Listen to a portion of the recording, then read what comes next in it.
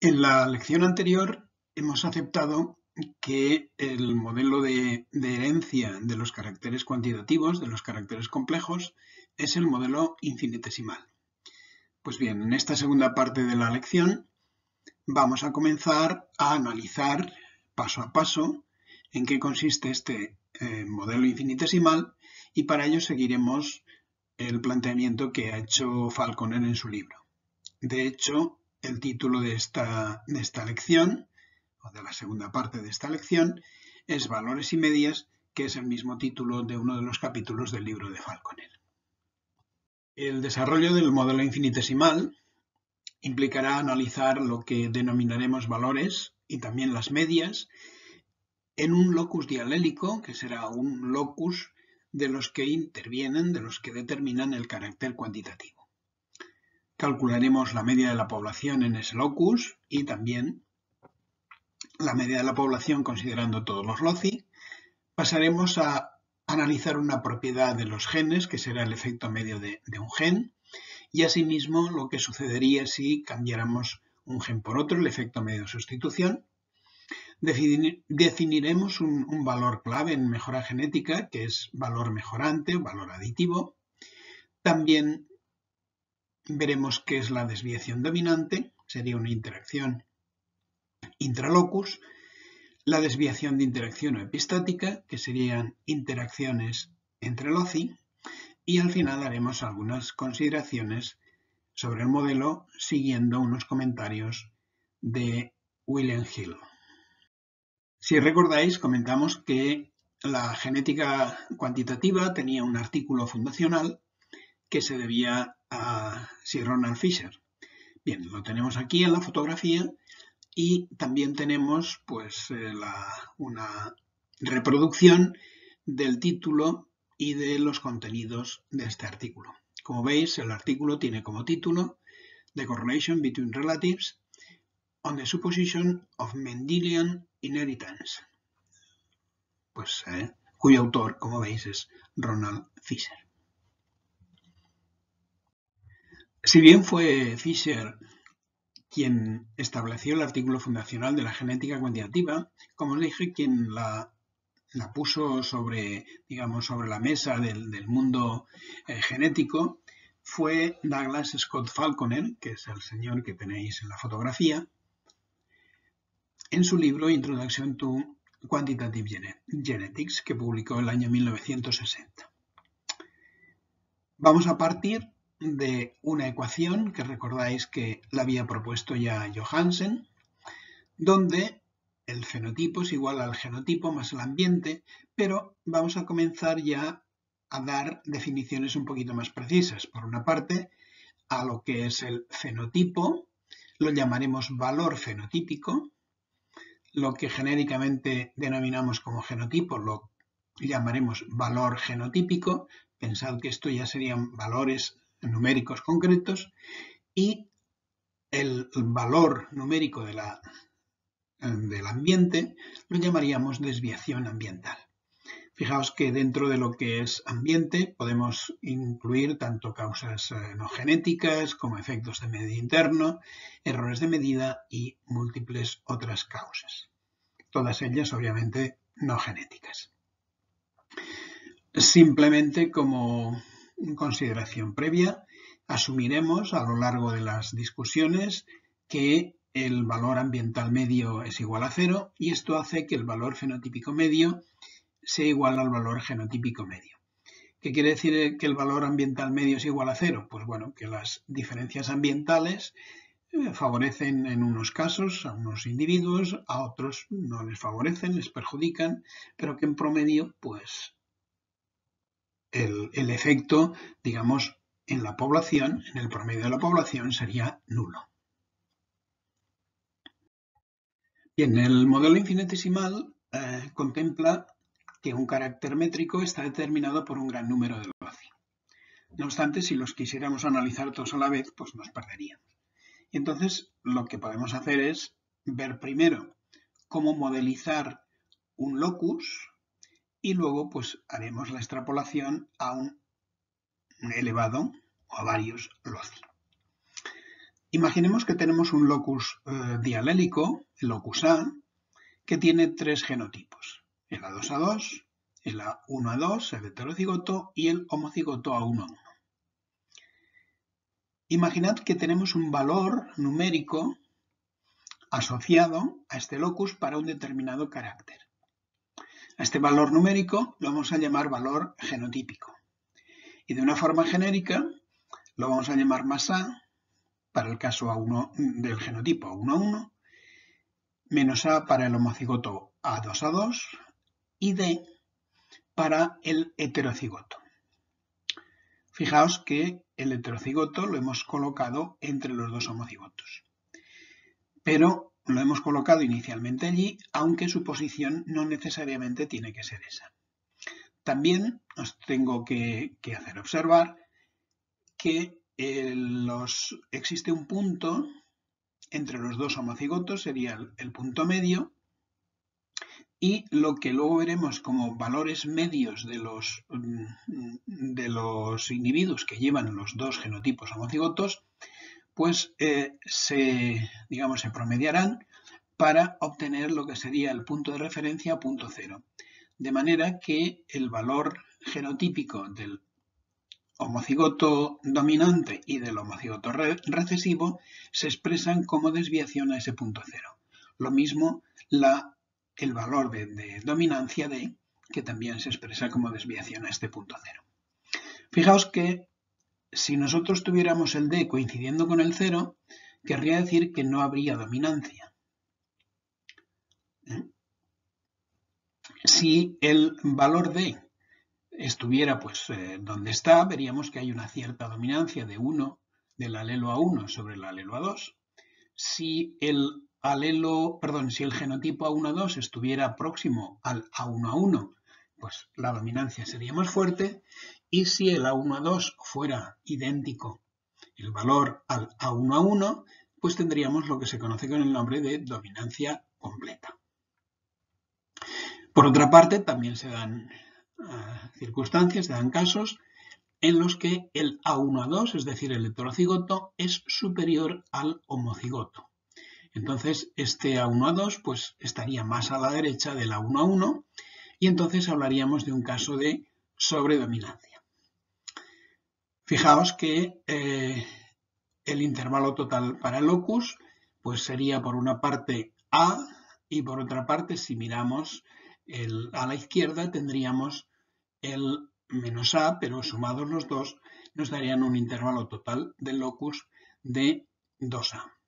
Por otra parte, también podríamos definir el grado de dominancia como D partido por A. Aquí vemos un simple ejemplo que ilustra la sobredominancia. Fijaos que el gen que se llama Single Flower Thrush o también florigen del tomate, pues en los heterocigotos se ve incrementado el rendimiento, la producción, en un 60%. Fijaos que aquí tendríamos a la izquierda uno de los homocigotos, a la derecha el otro y en el centro tendríamos el heterocigoto. Veis que no afecta a lo que sería el tamaño de la planta, pero sí que afecta enormemente a la producción de tomates. Repito, esto sería simplemente un ejemplo para ilustrar la sobredominancia. Vamos a ilustrar con un ejemplo lo que os acabo de explicar. Vamos a tomar para ello la media del contenido de alfa-S1-caseína según el genotipo y para esto pues hemos utilizado un ejemplo de unas cabras malagueñas que son las que tenéis en la foto. Veis que son unas cabras muy espabiladas, estilizadas, pero que tienen una gran ubre y producen una muy buena cantidad de leche. Entonces os recuerdo que el esquema sería que el genotipo tendríamos tres genotipos, A1A1, A1A2 y A2A2, con sus correspondientes valores genotípicos.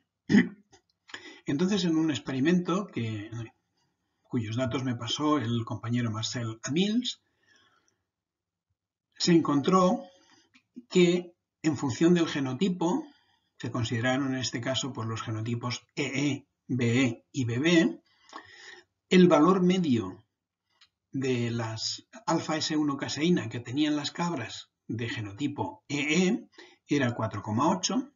El valor medio de las que tenían genotipo BB era 6,1, repito, para la alfa S1 caseína, y las que tenían el tipo BB tenían como promedio 7,2. Fijaos que esto nos permitiría pues, pasar o hacer un esquema semejante al que sería arriba, donde el A2A2 sería nuestro EE, el A1A2 sería nuestro BE y el A1A1 sería nuestro BB. Hemos dicho que tendríamos que encontrar un punto intermedio entre los dos homocigotos que nos serviría de referencia. Fijaos que en este caso es 4,8 más 7,2, que esto es 12, dividido por 2 es 6. Por lo tanto, nuestro 0, nuestro punto de referencia, serían 6. ¿Esto a qué nos llevaría? Pues a que los valores genotípicos se definirían en relación con este punto de referencia. De manera que 4,8 le tendríamos que quitar el punto de referencia y sería 4,8 menos 6 sería menos 1,2. Esto correspondería a menos A. A 6,1 le quitaríamos 6 y sería 0,1, lo cual se correspondería con el valor D. Y finalmente 7,2 le restaríamos 6 y se transformaría en 1 en más 1,2, que sería el más A.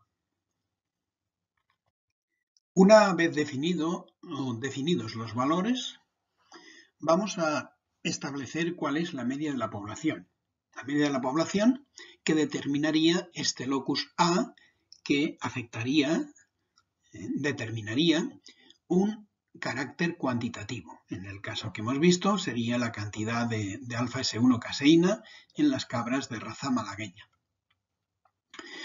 Para ello vamos a hacer un procedimiento habitual en la forma de calcular las medias, pero os aviso que es un poco diferente de la idea de media que tenéis vosotros o muchos de vosotros en vuestra mente.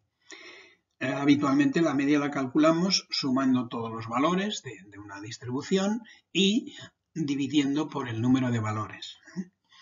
Entonces, esa sería pues, la media convencional. Pero esta media se puede calcular también si lo que hacemos es multiplicar cada uno de los valores, algunos de ellos pueden estar repetidos, por la frecuencia de estos valores. Entonces, este es un procedimiento equivalente y es el que nosotros vamos a usar. Así, nos podemos plantear que para el genotipo A1,1 hemos visto que teníamos un valor genotípico que era más A, para la 1,2 B, para la 2,2 menos A, y estos serían los valores que nosotros tendríamos. Bien, ¿cuál sería la frecuencia? Pues fijaos que en este caso vamos a asumir que existe equilibrio Hardy-Weinberg y que la frecuencia del alelo A1 es P y que la frecuencia del alelo A2 es Q. Por lo tanto, bajo las condiciones de equilibrio Hardy-Weinberg, las frecuencias genotípicas deberán ser P cuadrado, 2PQ y Q cuadrado. Entonces, la media será el producto de la frecuencia por cada uno de los valores. Para el A1,1 sería P cuadrado A, A1,2 sería 2PQ por D, y para el A2,2 sería Q cuadrado por menos A.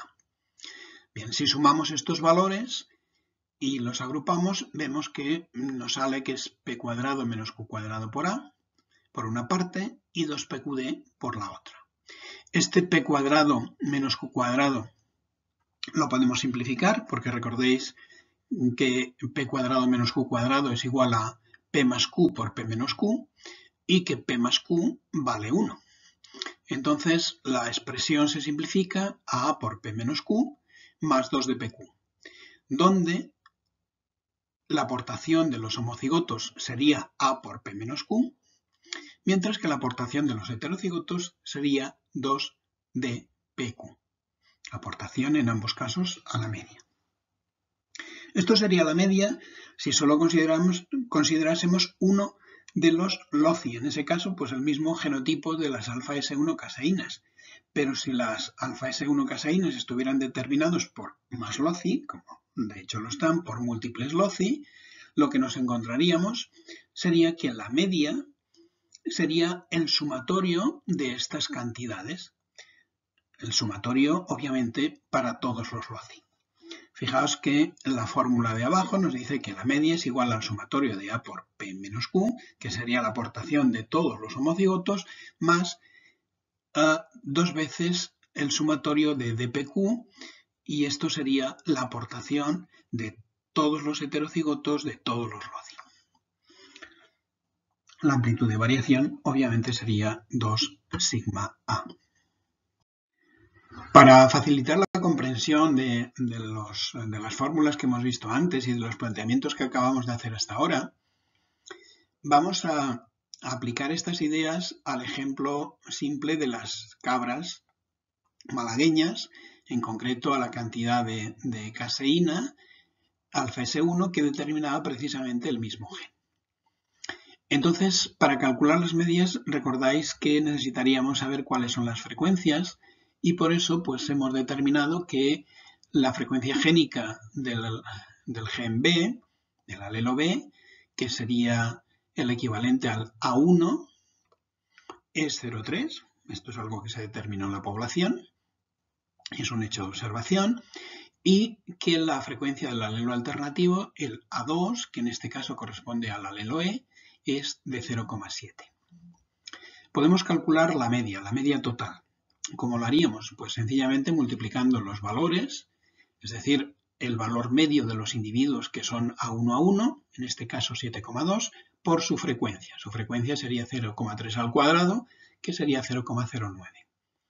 Después vendría el heterocigoto, que sería 6,1, y por su frecuencia, que sería 0,42. Y después vendría el promedio el promedio en alfa S1 caseína de las cabras que tuvieran el genotipo EE, que es 4,8. Esto lo multiplicaríamos por Q al cuadrado, que es 0,49. En total obtendríamos 5,562 gramos litro. Bien, esto sería, digamos, una media bruta. Pero hemos definido los valores genotípicos como desviaciones a un punto intermedio entre los dos homocigotos. Este punto intermedio, recordáis que era 6, y ello nos daba o nos llevaba a que el valor genotípico del A1 fuera 1,2, el del A1 fuera 0,1 y el del A2 fuera menos 1,2. Fijaos que esto está en el recuadro del centro, que está en verde. Bien, cada uno de estos valores se tiene que multiplicar, como en el caso anterior, por su frecuencia genotípica, y en total, fijaos que nos lleva a dar o a encontrar una media, que en este caso pues es negativa, menos 0,438 gramos litro. Si esto lo quisiéramos referir o revertir digamos, a su situación original, simplemente sumándole 6 nos daría 5,562, que veis que sería el mismo resultado que hemos obtenido en el recuadro rojo. Si quisiésemos aplicar la fórmula, pues tendríamos que m es igual a A por P menos Q más 2 de PQ, y esta fórmula es interesante que os la sepáis. Os la sepáis porque va a salir muchas veces y será, pues, digamos, os facilitará enormemente el seguimiento de las demostraciones o de las deducciones que vienen a continuación. Bien, poniendo números, en esta fórmula tendríamos que m es igual a 1,2, es decir, el valor genotípico, a multiplicado por la diferencia entre las dos frecuencias, en este caso es 0,3 menos 0,7, que es menos 0,4, y eso le sumaríamos la contribución de los heterocigotos, que sería la frecuencia de los heterocigotos, 0,42, es decir, 2pq, multiplicado por el valor d, siempre entendido como desviación a ese punto de origen 0. Fijaos que obtenemos el mismo valor que hemos obtenido en el recuadro verde, que es menos 0,438 gramos por litro. Cuando estudiasteis la meiosis, visteis que los individuos no transmiten a la descendencia su genotipo, es decir, los dos alelos de un gen, sino que transmiten solo uno de ellos. Entonces, nos podemos plantear, cuando estamos en un contexto cuantitativo, ¿qué es lo que se transmite? Lo que se transmite, vamos a asumir que es una cantidad asociada con cada uno de los alelos.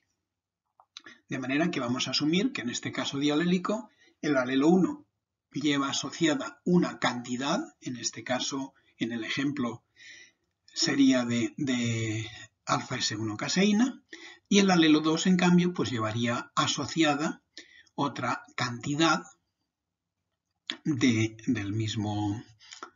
esta alfa S1 caseína, y ambas cantidades se transmitirían a la descendencia. Entonces, lo que vamos a hacer va a ser analizar cuál es el valor de estas cantidades dentro de la parametrización que hemos hecho. Pensemos en cómo es el fenómeno de la reproducción y lo que podemos, o la forma en la que la podemos representar, es a través de un conjunto de espermatozoides que van a la búsqueda de una población de óvulos. Vamos a hacer una pequeña abstracción, la cual de momento solo nos vamos a fijar en los espermatozoides que son A1, es decir, que portan el alelo A1. Entonces, lo que sucede es que estos espermatozoides pues penetran en distintos, o sea, se encuentran con distintos óvulos, que sería pues una forma de representar la población de las hembras, y en la población de las hembras se van a encontrar con óvulos A1 y con óvulos A2. Bueno, suponiendo y recordando que las frecuencias de A1 y de A2 son P y Q, y que además la población está en equilibrio Hardy-Weinberg, pues tenemos que darnos cuenta que la probabilidad de que un gameto se encuentre con un óvulo determinado, un óvulo A1 o un óvulo A2, es precisamente la frecuencia con la que se presenta el alelo A1 y el alelo A2.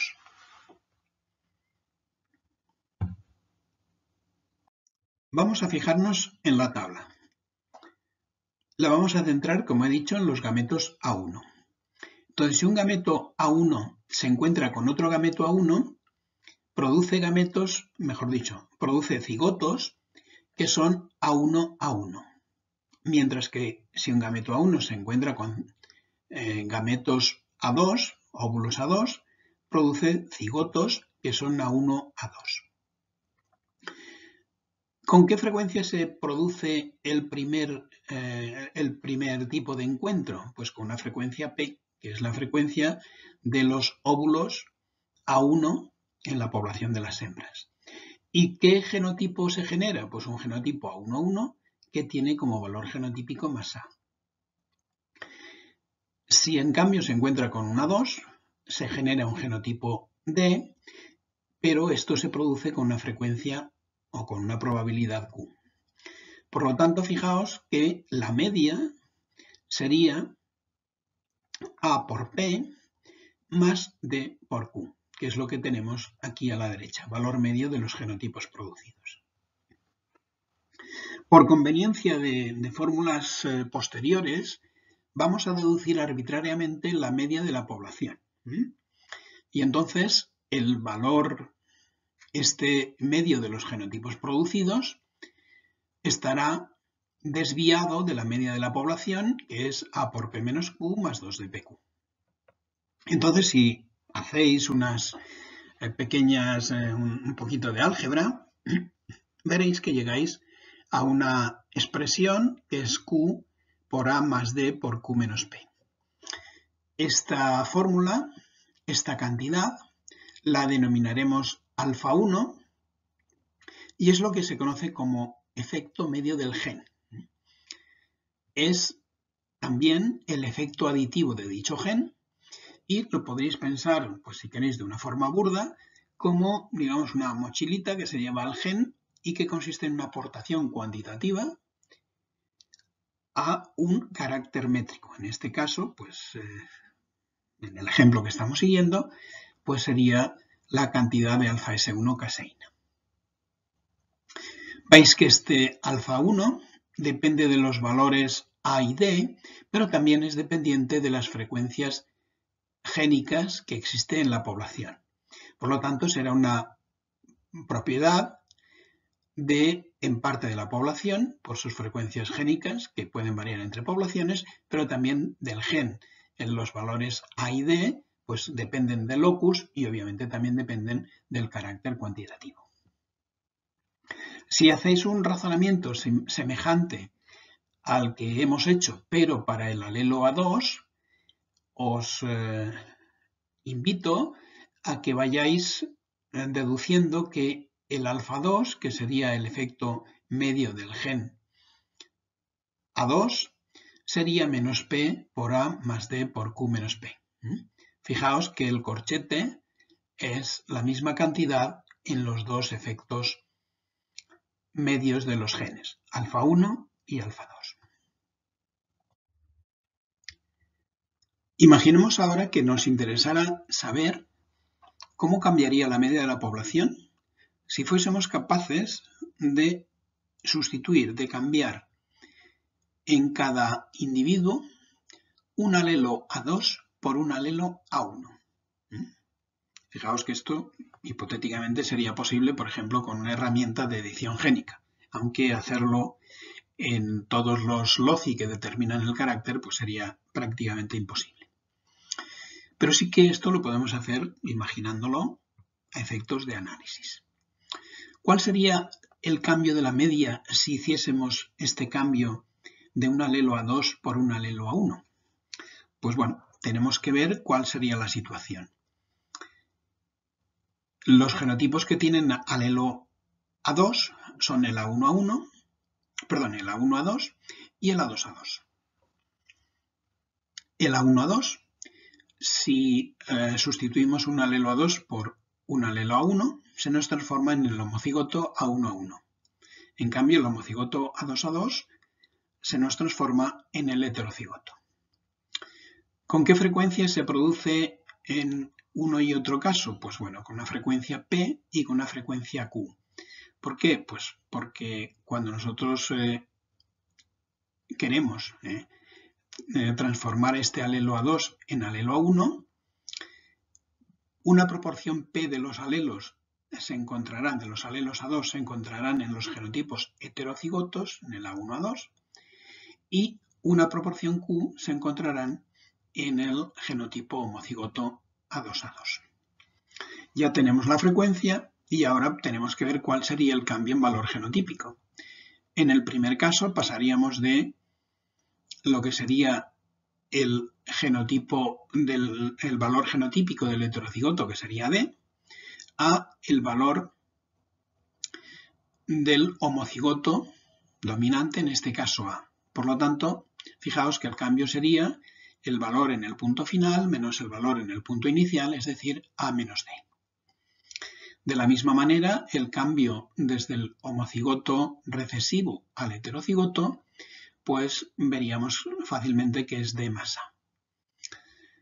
Si hacemos el cambio por frecuencia, P por A más D, Q por D más A, tendríamos lo que se conoce con el nombre de efecto medio de sustitución de un gen, o alfa, y que, como veis, pues haciendo un poquito de álgebra, de P y Q, recordad siempre que P más Q es igual a 1, pues haciendo esta pequeña álgebra, fijaos que nos sale que el efecto medio de sustitución de un gen, alfa, es igual a A más D por Q menos P.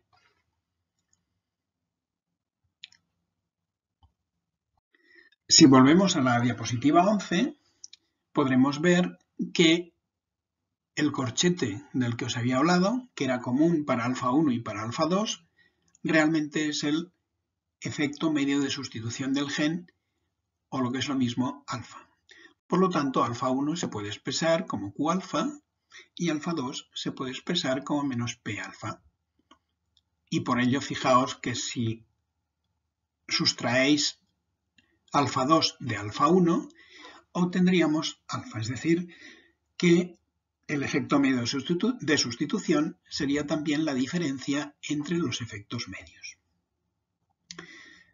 Vuelvo a recordaros que el efecto medio de un gen o también el efecto medio de sustitución de un gen va a depender de la frecuencia génica y también de los valores genotípicos, siendo por ello una propiedad de la población y una propiedad del gen, también como hemos dicho anteriormente.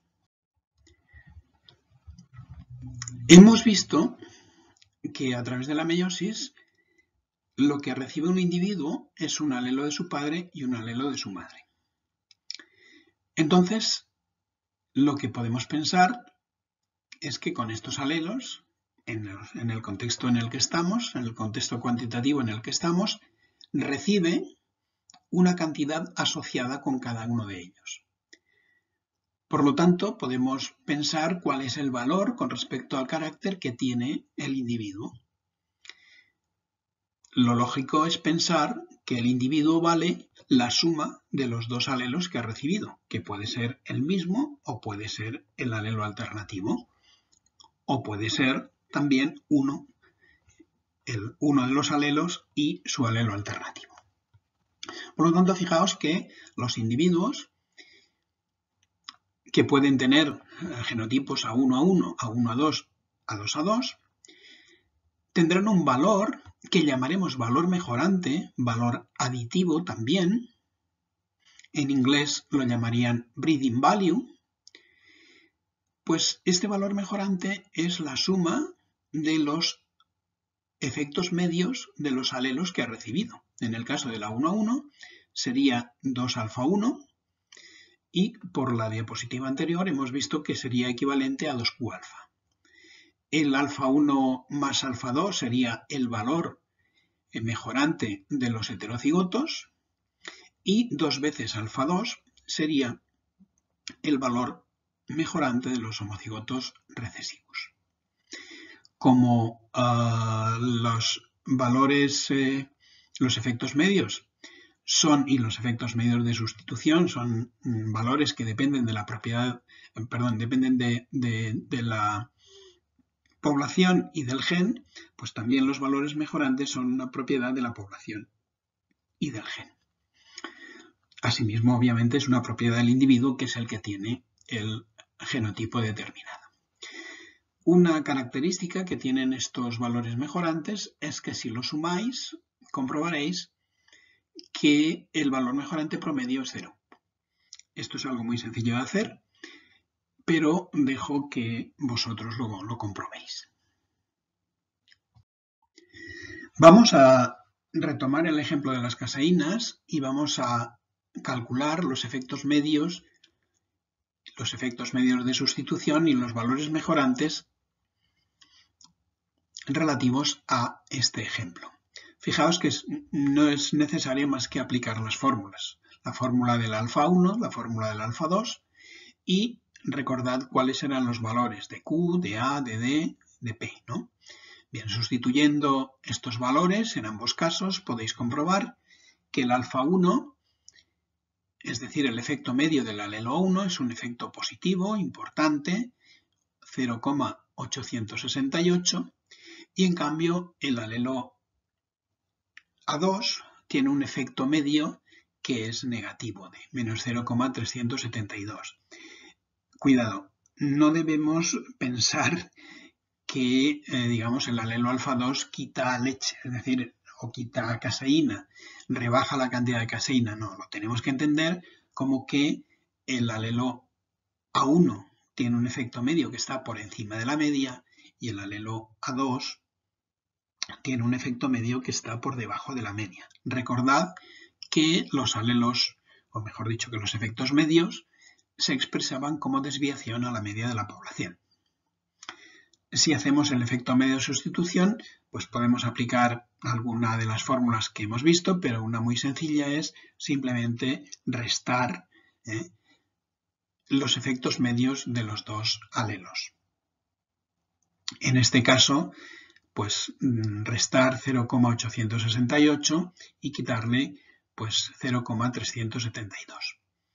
Fijaos que el efecto medio de sustitución sería que al cambiar alelos A2 por alelos A1, aumentaría la media en 1,24 gramos litro. Y ya para finalizar tendríamos aquí cuáles serían los genotipos. Primero tendríamos el A1A1, que sería el equivalente a nuestro BB, A1A2, BE y A2A2EE. Los valores mejorantes, pues recordáis que era la suma de los efectos medios.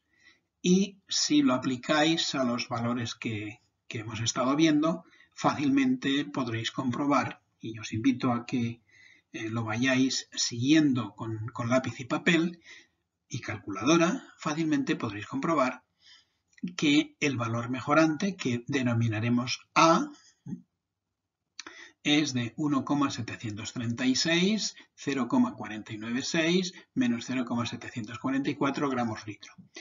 Fijaos que, de nuevo, alguien puede pensar, ¿cómo un valor mejorante puede ser negativo? Pues es muy sencillo, es que son valores que están desviados a la media de la población. Por lo tanto, eso quiere decir que hay genotipos que están por encima de la media y otros que están por debajo de la media. Nada más.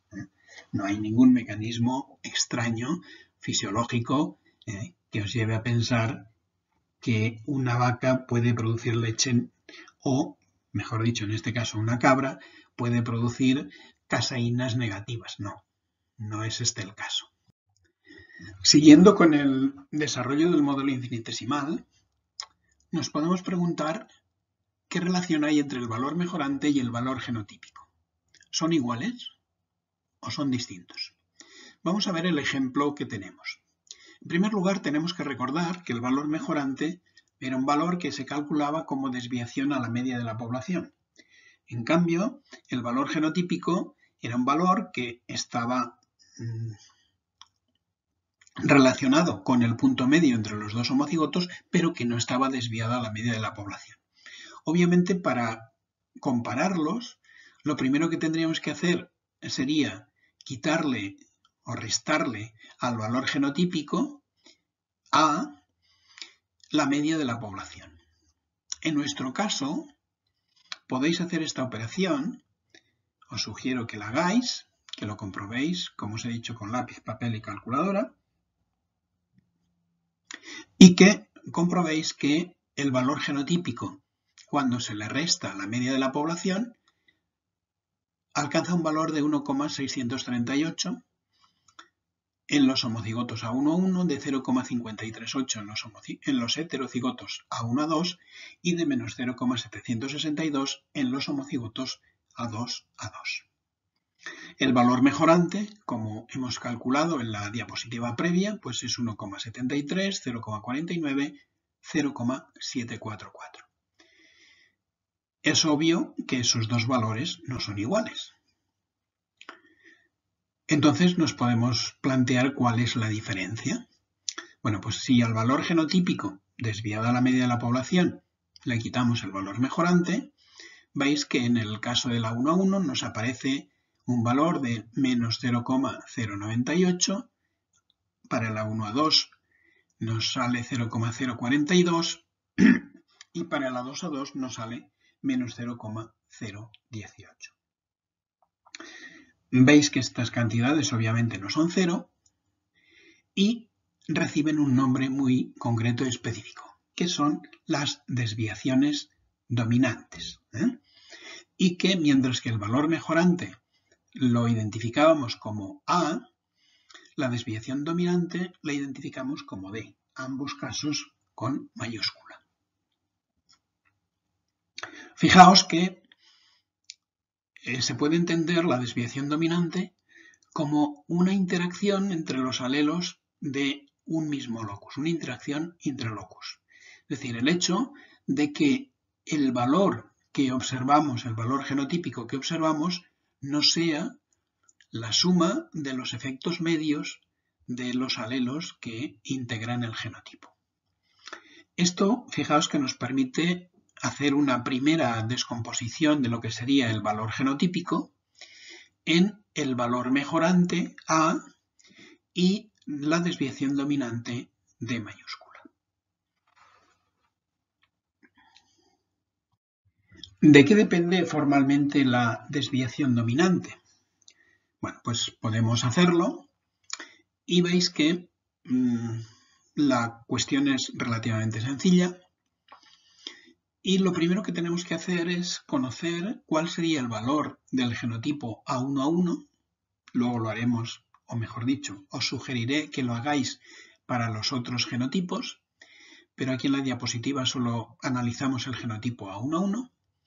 Y entonces lo primero que hay que hacer es, a su valor genotípico, que era A, le vamos a quitar la media de la población. Veis que es A por P menos Q más 2 de PQ.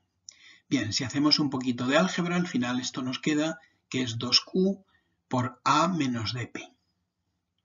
Pero nos interesa cambiar esta fórmula y escribimos A en términos del efecto medio de sustitución, alfa, que recordáis que era A más D por Q menos P. Entonces, si escribimos el A en términos de alfa, la expresión anterior 2Q por A menos dPQ se nos transforma en la siguiente, que es 2Q por alfa menos QD. Ya sé que esto aparentemente os parecerá una cosa difícil de entender a primera vista, pero pensad que es simplemente cuestiones de manejo algebraico y que tampoco tenéis que recordar cómo se hacen, o sea, no tenéis que memorizar todas estas fórmulas, solo las fórmulas finales, algunas de las fórmulas finales, y sobre todo los conceptos que estamos manejando. No obstante, es conveniente que ahora pues esto lo trabajáis y, vuelvo a insistir, lo hagáis, sigáis estas diapositivas con un papel y un lápiz. Entonces, fijaos que tenemos que el valor genotípico desviado a la media de la población lo podemos expresar como 2Q por alfa menos QD. Si a este valor le sustraemos el valor mejorante para el genotipo A1A1, que hemos visto que era 2Q alfa, entonces lo que tenemos es un valor que es menos 2Q cuadrado D. Bien, este valor corresponde a la desviación dominante del genotipo A1A1. Y veis que depende de la frecuencia, de una frecuencia, en este caso genotípica, Q cuadrado, y depende también del valor D. D, si es 0, hará que la desviación dominante sea 0. Para que exista desviación dominante, el valor de D deberá ser distinto de 0.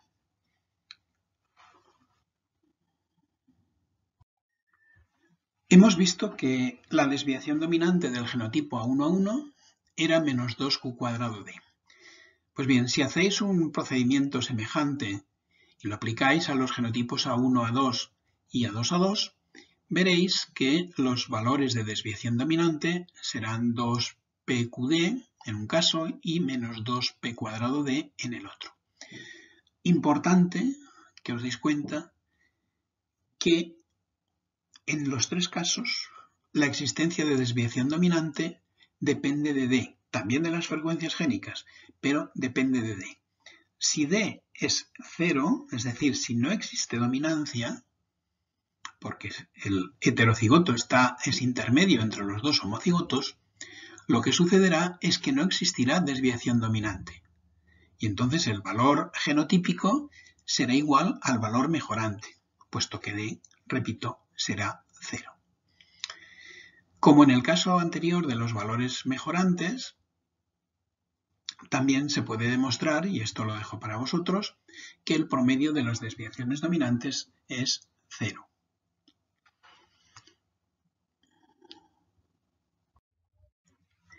En una diapositiva previa hemos definido el efecto medio de sustitución de un gen Y ahora lo vamos a definir de otra manera, de una forma gráfica, como regresión del valor genotípico sobre la dosis génica. Os voy a intentar explicar este gráfico. Creedme que lo que os digo es cierto, y para aquellos que quieran una demostración formal, matemática, pues podrán ir a la siguiente diapositiva, que por cierto no explicaré de una forma general, sino que la explicaré a aquellos alumnos que tengan un interés concreto, digamos, en estos desarrollos matemáticos.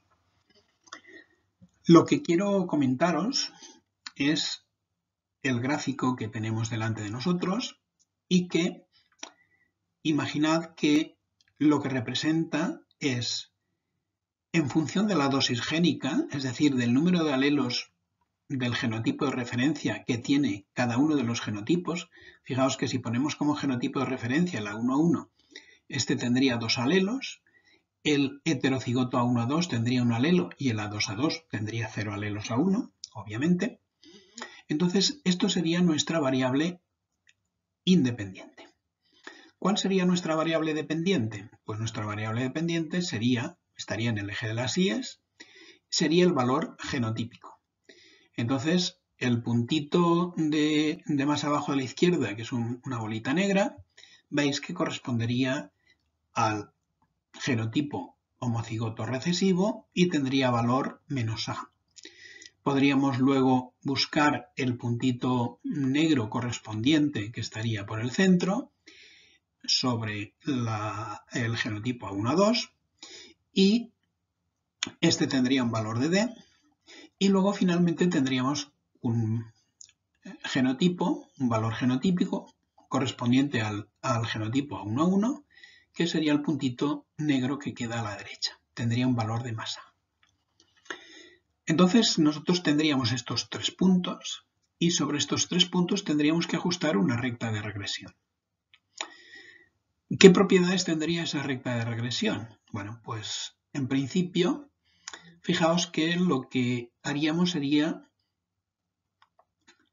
calcular a través de esa recta de regresión como valores predichos lo que hay en estos bolitos, en estos circulitos blancos, que serían los valores mejorantes. O sea, la regresión de los valores genotípicos, los valores predichos por regresión, cuando la variable independiente es la dosis génica, pues serían los valores mejorantes, es decir, los bolitos blancos que veis en la recta de regresión. Repito, estos serían los valores predichos. Hemos visto que los valores genotípicos no son exactamente igual a los valores mejorantes y que la diferencia es la desviación dominante. Pues bien, si os fijáis, la diferencia entre la posición del bolito, del bolo este o de la bolita que es del circulito que es blanco en relación con el circulito que es negro, esta distancia sería la desviación dominante, tanto para el genotipo A2A2 como para el genotipo A1A1, y también estaría la suya correspondiente para el genotipo A1A1. Otra cosa importante es que la regresión del valor genotípico sobre la dosis génica sería el efecto medio de sustitución, alfa. ¿Cómo lo podríamos entender? Pues recordad que lo que nos indicaba la regresión era lo que incrementaba la variable dependiente por cada unidad que lo hacía la variable independiente. Entonces fijaos que aquí lo que hacemos es ver cuál es el incremento de el valor genotípico, en este caso el valor mejorante, cuando pasamos de tener 0 alelos a tener un alelo o a tener 2 alelos. 2 alelos A1A1. Bien, simplemente deciros y recordaros que los valores que tenéis en el lado de la derecha, 2Q alfa, Q menos P alfa y menos 2P alfa, son los valores correspondientes a los genotipos por ese orden A1A1, A1A2 y A2A2. Sobre este planteamiento debo añadir dos cosas. Una meramente anecdótica, que es la forma en la que Fisher definió el efecto medio de sustitución en su artículo original del año 1918, y otra que es mucho más importante por la trascendencia que tiene en la actualidad, es que la regresión de los valores genotípicos, en este caso pues fenotípicos sobre la dosis génica, es el fundamento genético de las pruebas de Genome-Wide Association Studies o GWAS. Mucha gente piensa que está haciendo, digamos, una prueba revolucionaria, cuando en realidad lo que está haciendo es poner en práctica algo que ya inventó, que ya ideó Fisher en el año 1918. Esta es la diapositiva que os decía, en donde se demuestra formalmente la regresión del valor genotípico sobre la dosis génica y se ve que esta regresión es el efecto medio de sustitución alfa. No la explico, primero porque para muchos puede no ser interesante y luego por otra parte porque se requiere el conocimiento de unas propiedades estadísticas de las variables que explicaré en el tema siguiente. Por lo tanto, de momento queda como algo opcional para aquellos que quieran una tutoría y si previamente han intentado pues estudiarlo o entenderlo por su cuenta y lo han logrado, pues no hará falta la tutoría, pero obviamente si quieren conocer todo el desarrollo, pues yo les facilitaré, les ayudaré a llegar hasta el final, repito, a través de una tutoría. Hasta ahora hemos considerado todo lo que sucede en un locus. La única cosa que hemos hecho ha sido, en algún momento, extrapolar lo que sucedería o lo que se esperaría si nosotros tuviésemos en cuenta simultáneamente todos los loci que determinan un carácter. Y básicamente lo que hemos hecho ha sido sumar tanto valores mejorantes como desviaciones dominantes, que serían los valores que cabría esperar en el valor genotípico de un individuo. Pero resulta que hemos dicho que los loci son múltiples y de la misma forma que hemos distinguido una interacción intralocus, también podríamos pensar en las interacciones entre los distintos loci. Y entonces el valor genotípico ya no solo sería la suma del valor aditivo más la desviación dominante de los distintos loci, sino que además permitiría la introducción de una combinación no aditiva que se añadiría a este valor genotípico. Una combinación no aditiva que llamaremos desviación de interacción o desviación epistática y que supondría, como he dicho, una desviación a la suma de los valores genotípicos y por lo tanto sería una interacción desde el punto de vista estadístico. Si considerásemos, por ejemplo, solo dos genes, el valor genotípico, pues podríamos decir que es el valor genotípico del primero, del A, más el valor genotípico del segundo, del B, más la interacción entre estos dos genes, entre el gen o locus A y el locus B. Repito, sería una desviación a la combinación aditiva de los valores genotípicos. En la diapositiva anterior habíamos visto o habíamos hablado de la interacción que se daba entre dos loci. Pero esta interacción obviamente se puede dar entre 2, 3 o más loci, muchos más de ellos, ¿no? También las interacciones podemos pensar hipotéticamente que pueden darse entre valores genotípicos y también desviaciones de dominancia.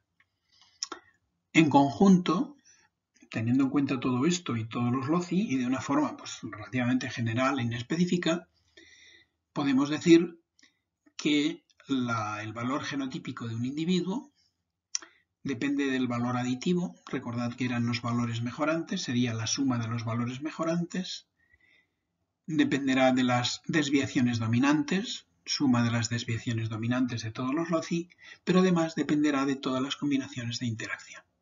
Por lo tanto, ya tendremos una descomposición global de lo que sería el valor genotípico,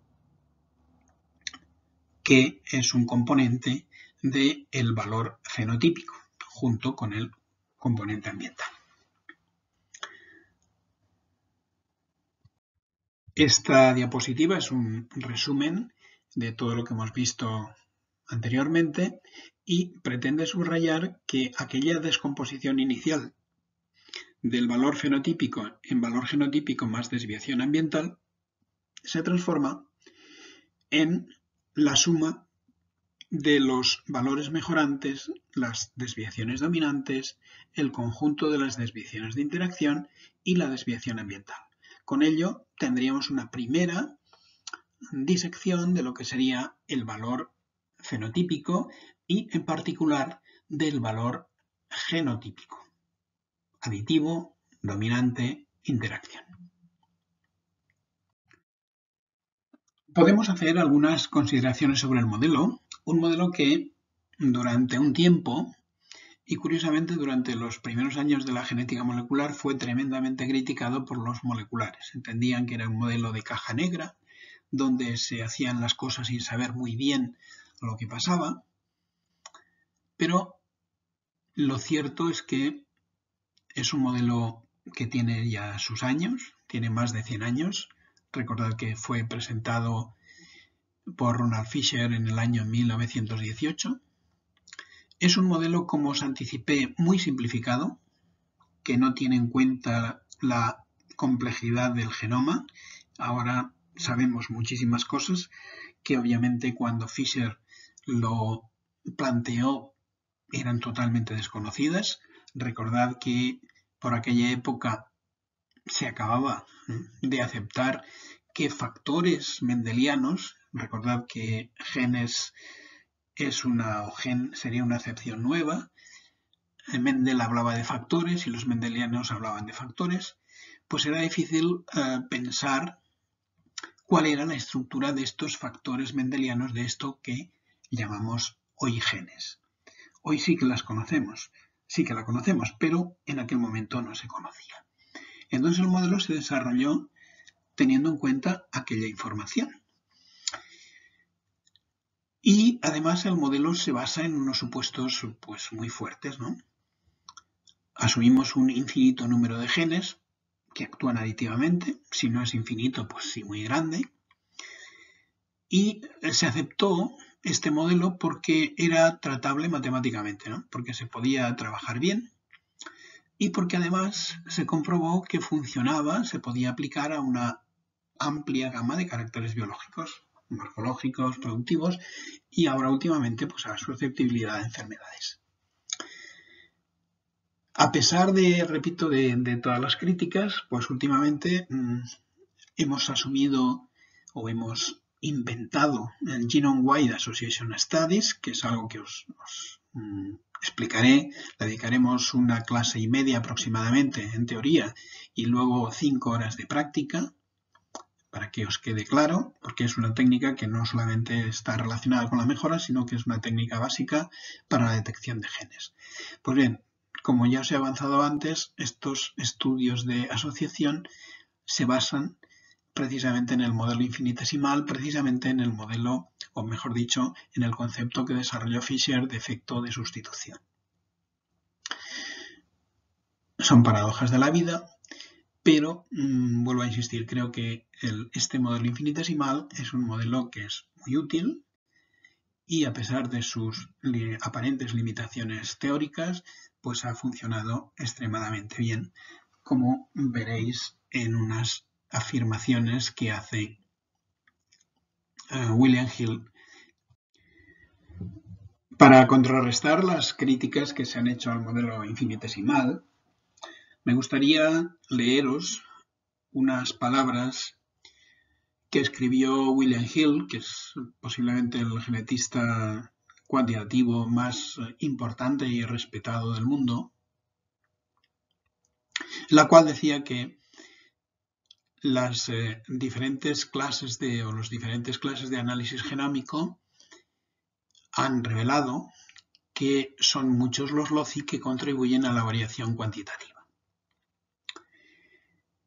Dice, con algo de sorna, dice, este hecho no debe sorprender o no sorprende a los genetistas cuantitativos, ya que los modelos poligénicos y específicamente el modelo infinitesimal de la genética cuantitativa se han demostrado que trabajan bien tanto en la predicción como en la descripción de las distribuciones y también en la predicción de la respuesta a largo plazo. Añade que aunque los modelos genéticos adoptados son muy crudos, tienen un comportamiento generalmente satisfactorio y por ello pues muchos científicos y también prácticos, gente que aplica la tecnología o la metodología genética, no pierden mucho el sueño sobre los supuestos del modelo, fundamentalmente porque funciona. Dice, no obstante, y estamos en el año 2010, estamos obteniendo nuevas clases de información a partir de estudios de los QTL individuales a nivel génico que deben informar, mejorar y, tal vez en su momento, reemplazar los modelos clásicos y métodos. Bien, la situación en la que nos encontramos es una situación, si queréis, de transición, en la cual tendremos que utilizar la teoría clásica de genética cuantitativa y, como os avancé, incluiremos también aquella información molecular que pueda ser de interés para ampliar y conformar una nueva teoría de genética cuantitativa. Por ejemplo, la teoría de GWAS, aunque tiene un principio sencillo, entraría dentro de esta nueva genética cuantitativa neoclásica, así como también formaría parte de ello pues, el cálculo de la matriz de parentesco a través de métodos genómicos, o mejor dicho, a partir de información genómica, y también todo el contexto de predicción genómica que también podría extenderse a lo que sería la predicción de susceptibilidad a enfermedades.